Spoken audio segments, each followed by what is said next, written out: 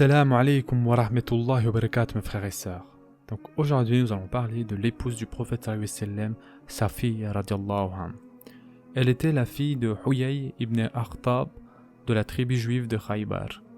On a dit de lui qu'il serait un descendant de Haroun alayhi salam. Par sa mère, elle était apparentée à la tribu des Qurayda. Prénommée à l'origine Zaynab, elle prit le nom de Safiya lors de son mariage. Auparavant, elle avait été mariée quelques mois seulement avec le chef des Naadir, Kinana ibn Haqiq. La tribu juive de Khaybar habitait une oasis située vers le nord. Elle était alliée avec les Quraysh, ennemis de l'islam, et représentait un véritable danger pour les musulmans. S'y étaient en outre installés ceux des Juifs de Médine, expulsés lorsqu'ils avaient trahi le prophète sallallahu alayhi wa sallam lors de la guerre du Fossé, malgré le pacte qui les obligeait à l'assister pour défendre la ville de Médine. Le prophète sallallahu alayhi wa sallam, ayant réglé ses difficultés avec les gens de la Mecque, considéra qu'il était temps de mettre de l'ordre dans cette autre région afin d'assurer la sécurité des musulmans. Il entreprit donc de faire campagne contre cette tribu, convaincu du danger qu'elle représentait. Il y eut des tués de chaque côté. L'un des chefs de cette tribu, Kinana, devait mourir à cette occasion. La campagne se termina en faveur des musulmans, et les gens de Khaybar acceptèrent finalement de signer un traité, au terme duquel il fut entendu qu'ils demeuraient libres de continuer à pratiquer leur religion, mais ils prirent l'engagement de travailler et ensemencer leurs terres et furent obligés de livrer la moitié de leur récolte de dattes à Médine. Ils prirent en outre l'engagement de ne plus trahir les musulmans. Ce traité apporta un peu d'aisance à la communauté des musulmans qui, jusqu'à cette période, avaient vécu dans un état de grande pauvreté. Ibn Omar radiallahu anhu a dit « Nous n'avions jamais mangé à notre faim avant la prise de Khaybar », rapporté par Imam Bukhari. C'est à l'occasion de cette campagne que le prophète sallallahu alayhi wa sallam interdit le mariage temporaire, en quelques situations et avec qui que ce soit. Captive, Safiya radiallahu anha fut attribuée comme servante à l'un des compagnons. D'après Anas radiallahu anhu, il s'agirait de Dihya al-Qalbi.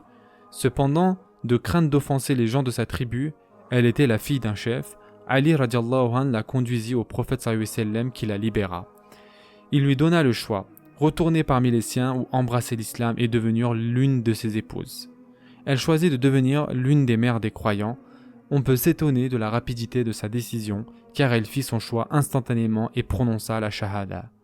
Mais le choix de Safiya fut aisé si l'on sait que, depuis sa petite enfance, elle avait entendu les gens de sa famille parler d'un prophète annoncé, dont la venue était proche. Elle avait aussi entendu parler de cet arabe de la Mecque qui prétendait être prophète. Elle les avait encore entendu dire qu'ils étaient arrivés à Koubé, près de Médine. Elle se souvint que son père et son oncle avaient même voulu s'en assurer et s'y étaient rendus ensemble. À leur retour, ils n'avaient pas traité l'envoyé d'Allah sallallahu alayhi wa sallam d'imposteur, certainement convaincus que cet homme était bien le prophète attendu. Mais, comme cela ne les arrangeait pas, ils n'en soufflèrent mot. Safiya radiallahu anha était encore une enfant au moment de ces événements, mais elle en avait été très marquée et les choses étaient restées gravées dans sa mémoire. Enfin, la décision de Safiya fut d'autant plus facile à prendre que, la veille du jour où le prophète sallallahu alayhi wa sallam arriva en vue de Khaybar, alors que personne n'était averti de son approche, elle avait vu dans un rêve une lune brillante au-dessus de Médine, puis cette lune s'était déplacée au-dessus de Khaybar et était tombée dans son sein. Lorsqu'elle avait raconté son rêve à son mari, il avait été fâché et l'avait giflé en lui disant « Tu veux donc épouser ce roi du Hijaz ?» La trace de ce coup était encore visible et formait une tache verte sur sa joue. Le prophète sallallahu alayhi wa sallam la consola des pertes subies par les membres de sa tribu et par elle-même. Il lui expliqua les raisons pour lesquelles il avait dû faire campagne contre Khaybar, la responsabilité en incombant aux gens de cette tribu qui, en raison de la haine qu'ils nourrissaient pour les musulmans, représentaient un trop grand danger pour qu'ils les laissent leur nuire. À propos de sa dot, Anas radiallahu anhu a apporté que le prophète sallallahu alayhi wa sallam a affranchi Safiya et il considéra que sa dot fut l'affranchissement de cette personne, rapporté par Imam Muslim. La dot de Safiya radiallahu anhu fut donc sa libération. Le prophète sallallahu alayhi wa sallam s'arrêta 3 jours sur le chemin du retour entre Khaybar et Médine à Saad ar-Raoua, où fut célébré le mariage. Le repas de noces fut composé de dattes, de lait caillé et de beurre. Il n'y avait pas de viande. Anas radiallahu anhu a rapporté « J'allais inviter les musulmans au repas de noces et comme il n'y avait ni pain, ni viande, le prophète ordonna d'étendre des nappes et d'y placer des dattes, du fromage et du beurre. Tel fut le repas de noces donné pour Safiya. » Rapporté par Imam Bukhari. À Médine, l'arrivée de Safiya radiallahu anhu n'avait pas été prévue et on ne lui avait pas encore préparé d'appartement. Elle fut donc installée à l'extérieur, dans une maison voisine.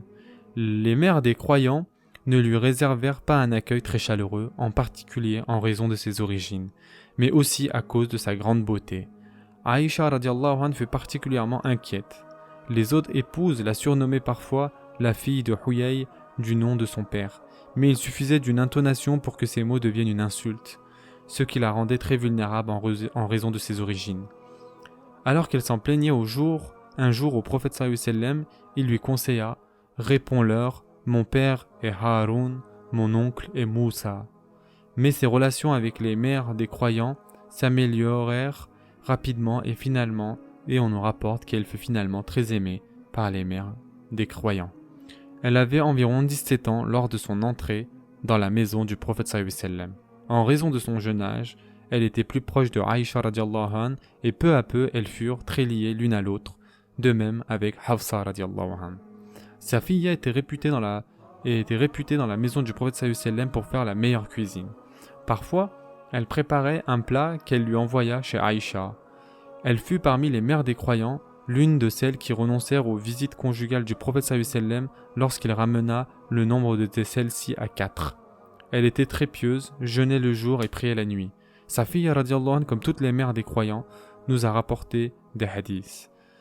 Lorsque l'envoyé d'Allah sallallahu alayhi wa sallam tomba malade et qu'il fut transporté dans l'appartement de Aïcha radiallahu anha, elle lui rendit visite et lui dit « Ô envoyé d'Allah, j'aimerais que le mal qui te mine me ronge à ta place. » Elle ne semble pas avoir eu un grand rôle après la disparition du prophète sallallahu alayhi wa sallam, se refusant à prendre position lorsqu'elle en eut l'occasion.